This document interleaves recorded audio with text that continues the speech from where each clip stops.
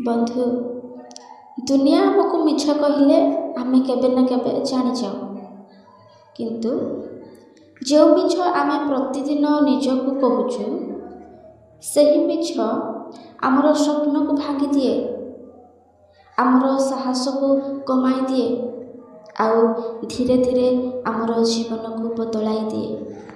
ଆଜି ଆମେ ସେହି ସବୁଠାରୁ ବଡ଼ ମିଛ ବିଷୟରେ ଆଲୋଚନା କରିବା, ଯାହା ପ୍ରାୟ ପ୍ରତ୍ୟେକ ଲୋକ ନିଜକୁ କହିଥାଏ, କିନ୍ତୁ ତାହା ମିଛ ବୋଲି କେବେ ବୁଝିପାରେ ନାହିଁ। ପ୍ରଭୁ ଯୀଶୁ ଖ୍ରୀଷ୍ଟଙ୍କ ପ୍ରେମରେ ଆପଣମାନଙ୍କୁ ମୋର ନମସ୍କାର। ଜାଣନ୍ତି କି ଆମେ ନିଜକୁ ସବୁଠାରୁ ବେଶୀ କେଉଁ ମିଛ କହୁ? ସେହି ମିଛ ହେଉଛି ମୁଁ କିଛି କରିପାରିବି ନାହିଁ। କେବେ ଆମେ କହୁ ମୋ ପାଖରେ ଟଙ୍କା ନାହିଁ, କେବେ କହୁ ମୋ ଭାଗ୍ୟ ଖରାପ, ଆଉ କେବେ କହୁ ମୋ ଦ୍ୱାରା ଏହା କେବେ ସମ୍ଭବ ନୁହେଁ। କିନ୍ତୁ ଗୋଟିଏ ମୁହୂର୍ତ୍ତ ଭାବି ଦେଖ ତ, ଏହା ସତରେ ସତ୍ୟ କି? ନା ଏହା କେବଳ ତୁମର ଭୟ କହୁଛି?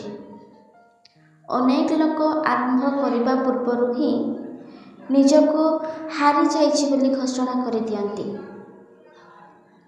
କାରଣ ସେମାନେ ନିଜର ଦୁର୍ବଳତାକୁ ସତ୍ୟ ବୋଲି ବିଶ୍ୱାସ କରିଦିଅନ୍ତି।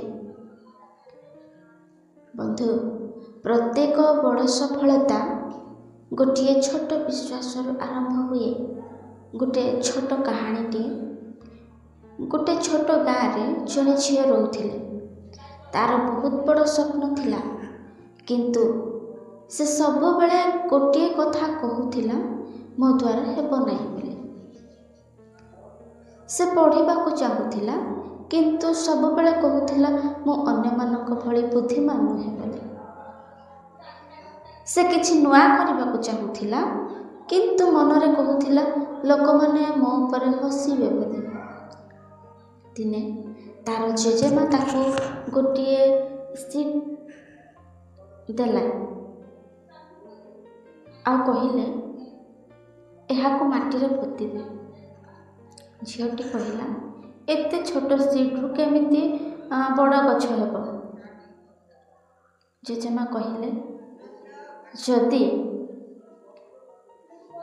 ଏହି ଛୋଟ ମଞ୍ଜି ନିଜକୁ କହିଦେଇଥାନ୍ତା, ମୋ ଦ୍ୱାରା ହେବ ନାହିଁ ବୋଲି, ତାହେଲେ ସେ କେବେ ଗଛ ହେଇପାରିନଥାନ୍ତା। ସେହି କଥା ଝିଅଟିର ହୃଦୟକୁ ଛୁଇଁଗଲା। ସେ ବୁଝିଗଲା, ତାକୁ ଅନ୍ୟ କେହି ରୋକୁନଥିଲେ, ସେ ନିଜେ ନିଜକୁ ରୋକୁଥିଲା। ସେହି ଦିନଠାରୁ ସେ ନିଜକୁ କହିବା ଆରମ୍ଭ କଲା, ମୁଁ ଚେଷ୍ଟା କରିବି। କିଛି ବର୍ଷ ପରେ ସେହି ଝିଅ ଯାହା କହୁଥିଲା, ମୋ ଦ୍ୱାରା ହେବ ନାହିଁ ବୋଲି, ସେହି ଝିଅ ଅନ୍ୟମାନଙ୍କ ପାଇଁ ପ୍ରେରଣା ହେଇଗଲା। ବନ୍ଧୁ, ଆମ ଜୀବନର ସବୁଠାରୁ ବଡ଼ ଶତ୍ରୁ ଅନ୍ୟ କେହି ନୁହନ୍ତି, ବରଂ ସେହି ମିଛ ଯାହାକୁ ଆମେ ପ୍ରତିଦିନ ନିଜକୁ କହୁଛୁ। ଆମେ ନିଜକୁ କହୁଥିବା ମିଛ ଧୀରେ ଧୀରେ ଆମର ବିଶ୍ୱାସକୁ ଚୋରି କରିଦିଏ। ଯଦି ତୁମେ ପ୍ରତିଦିନ କହିବ, ମୋ ଦ୍ୱାରା ହେବ ନାହିଁ ବୋଲି, ଗୋଟିଏ ଦିନ ତୁମେ ଚେଷ୍ଟା କରିବା ମଧ୍ୟ ବନ୍ଦ କରିଦେବ। ଯଦି ତୁମେ ନିଜକୁ କହିବ, ଆଜି ନ ପାରିଲେ ମଧ୍ୟ ମୁଁ ଚେଷ୍ଟା କରିବି, ସେହି ଗୋଟିଏ ବାକ୍ୟ ତୁମର ଜୀବନକୁ ବଦଳାଇ ପାରେ।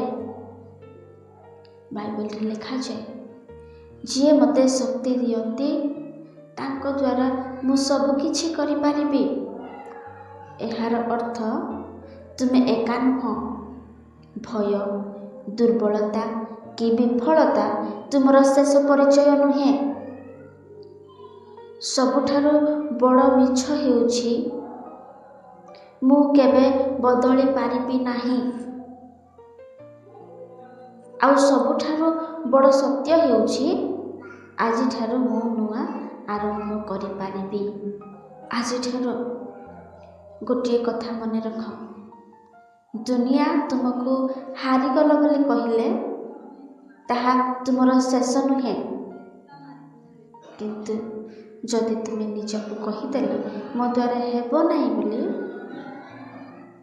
ସେହି ମୁହୂର୍ତ୍ତରୁ ତୁମର ସ୍ୱପ୍ନ ଧୀରେ ଧୀରେ ମରିବା ଆରମ୍ଭ କରିଦିଏ। ତେଣୁ ଆଜିଠାରୁ ନିଜକୁ ମିଛ କହିବା ବନ୍ଦ କର, ନିଜକୁ ଛୋଟ ଭାବିବା ବନ୍ଦ କର, ନିଜ ଉପରେ ବିଶ୍ୱାସ ରଖ। ପ୍ରତ୍ୟେକ ବଡ଼ ସଫଳତା ଗୋଟିଏ ଛୋଟ ବିଶ୍ୱାସରୁ ଆରମ୍ଭ ହୁଏ। ମନେ ରଖ, ତୁମର ଭବିଷ୍ୟତ ତୁମର ଭୟ ଲେଖେ ନାହିଁ, ତୁମର ବିଶ୍ୱାସ ଲେଖେ। ଯଦି ଏହି ଭିଡ଼ିଓଟି ତୁମକୁ ଭଲ ଲାଗିଥାଏ ତେବେ ଗୋଟିଏ ଲାଇକ୍ କରିଦିଅ ଆଉ ନିଜ ପ୍ରିୟ ଲୋକମାନଙ୍କ ସହ ସେୟାର କର।